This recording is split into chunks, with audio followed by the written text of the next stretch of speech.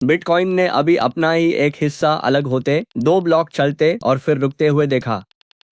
BIP 110 नाम का विवादित अपग्रेड शनिवार को एक तय ब्लॉक पर चालू हुआ और रविवार तक उसकी अपनी चेन ठहर चुकी थी। यह प्रस्ताव 1 साल तक बिटकॉइन पर रखे जाने वाले गैर वित्तीय डेटा को सीमित करता है और इसने डेवलपर्स को इस सवाल पर बांध दिया कि नेटवर्क की ब्लॉक स्पेस आखिर किस काम के लिए है।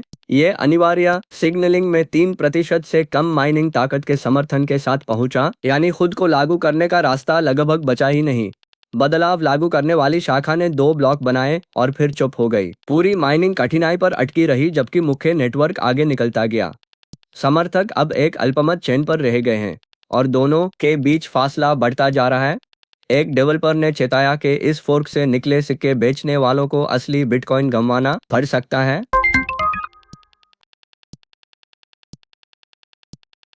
ब्राजील में अपनी क्रिप्टो को अपनी वॉलेट में भेजने के साथ अब इंतजार का वक्त जुड़ने वाला है। केंद्रीय बैंक ने एक्सचेंजों को निर्देश दिया है कि बड़े ट्रांसफर छोड़ने से पहले उन्हें 24 घंटे तक रोक कर रखें। यह नियम $10,000 से ऊपर के उन ट्रांसफर पर लागू होगा जो सेल्फ कस्टडी वॉलेट या ब्राजील के बाहर बैठे सेवा प्रदाता को भेजे जाएं। इसमें जांच के लिए चिन्हित दूसरे लेनदेन भी शामिल हैं और ये सरकारी मुद्रा से समर्थित स्टेबल कॉइन तथा आम क्रिप्टो दोनों पर लागू होता है। केंद्रीय बैंक इस देरी को धोखाधड़ी रोकने का उपाय बताता है और कहता है कि चोरी का पैसा ऐसे वॉलेट में पहुंचने से पहले उसे रोकने का समय चाहिए जहां से कोई उसे वापस नहीं ला सकता।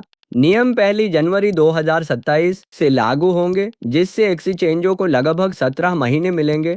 उपयोगकर्ता के लिए एक्सचेंज से क्रिप्टो निकालने का आखिरी कदम अब तुरंत नहीं, एक कतार होगी।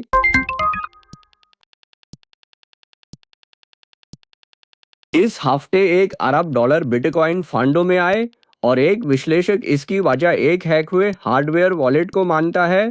अमेरिका के स्पॉट बिटकॉइन ETF ने एक ही कारोबारी सत्र में $853 मिलियन जुटाए और इसका बड़ा हिस्सा ब्लैक रॉक के iShares फंड को मिला। पूरे हफ्ते में बिटकॉइन फंडों ने करीब $1 अरब खींचे और इथर उत्पाद जोड़ने पर यह आंकड़ा 1 अरब 10 करोड़ तक पहुंच जाता है। ये अप्रैल के बाद उनका सबसे मजबूत हफ्ता है और अक्टूबर के बाद तीसरा सबसे मजबूत प्रदर्शन। ये सब असामान्य रूप से कम कारोबारी मात्रा के बीच हुआ।